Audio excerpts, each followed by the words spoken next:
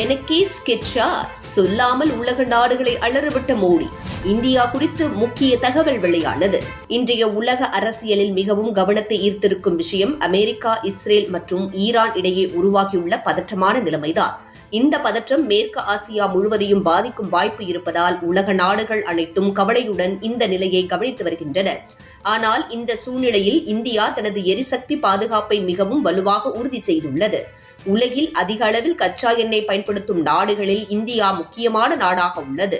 அதனால் எரிசக்தி பாதுகாப்பு என்பது இந்தியாவின் வெளிநாட்டு கொள்கையில் முக்கியமான இடத்தை பெறுகிறது. இதை கருத்தில் கொண்டு இந்தியா எந்த ஒரு நாடு அல்லது ஒரு பகுதி மீது மட்டும் சார்ந்திருக்காமல் பல்வேறு நாடுகளிலிருந்து எண்ணெய் வாங்கும் திட்டத்தை பல ஆண்டுகளாக உருவாக்கியுள்ளது. இந்த தூர நோக்கு முடிவுகளின் காரணமாக இன்று உலகில் எந்த ஒரு பிரச்சனை ஏற்பட்டாலும் இந்தியாவின் எரிசக்தி தேவைகள் உடனடியாக பாதிக்கப்படாத நிலை உருவாக்கியுள்ளது.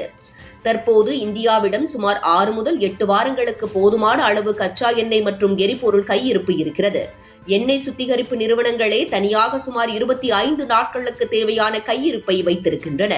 அதற்கு மேலாக இந்திய அரசின் ஸ்ட்ராட்டஜிக் பெட்ரோலியம் கையிருப்பு நிலையங்களும் கூடுதல் பாதுகாப்பை வழங்குகின்றன.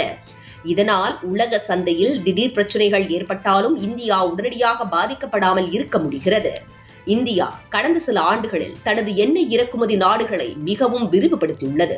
ஒரு காலத்தில் 27 நாடுகளிலிருந்து மட்டுமே எண்ணெய் வாங்கிய இந்தியா இன்று சுமார் 40 நாடுகளிலிருந்து எண்ணெய் வாங்கும் அளவுக்கு தனது வலை அமைப்பை விரிவுபடுத்தியுள்ளது.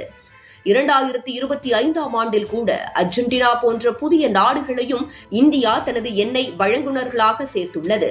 இந்தியாவின் மொத்த எண்ணெய் கையிருப்புகளை கணக்கிட்டால் உலகில் பெரிய பிரச்சனை ஏற்பட்டாலும் இந்தியா சுமார் 74 நாட்கள் வரை எரிசக்தி தேவையை சமாளிக்க முடியும் என்று நிபுணர்கள் தெரிவிக்கிறார்கள்.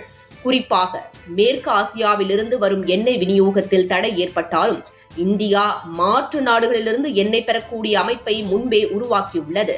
மேலும் இந்தியா சமீப காலங்களில் ரஷ்யாவிலிருந்து தள்ளுபடி விலையில் அதிக அளவில் கச்சா எண்ணெய் வாங்கி தனது எரிசக்தி பாதுகாப்பை மேலும் வலுப்படுத்தியுள்ளது. 2025ஆம் ஆண்டில் இந்தியா இறக்குமதி செய்த எண்ணெயில் சுமார் 35% ரஷ்யாவிலிருந்து வந்தது. இதனால் உலக சந்தையில் விலை உயர்ந்தாலும் இந்தியாவுக்கு அதன் தாக்கம் குறைவாக இருக்கிறது. மேலும் இந்த பிரச்சனைகள் ஆரம்பமான உடனேயே இந்திய அரசு விரைவாக நடவடிக்கை எடுத்தது.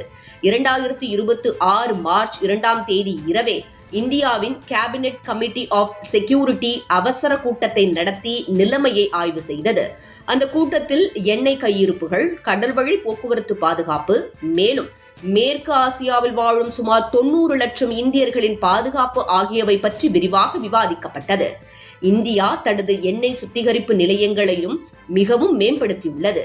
இந்தியாவில் உள்ள IOC, BPCL, HPCL போன்ற நிறுவனங்கள் அவசர காலங்களில் அமெரிக்கா, மேற்கு ஆப்பிரிக்கா மற்றும் லத்தீன் அமெரிக்கா போன்ற நாடுகளிலிருந்து எண்ணெய் வாங்கும் மாற்று திட்டங்களையும் தயாராக வைத்துள்ளது.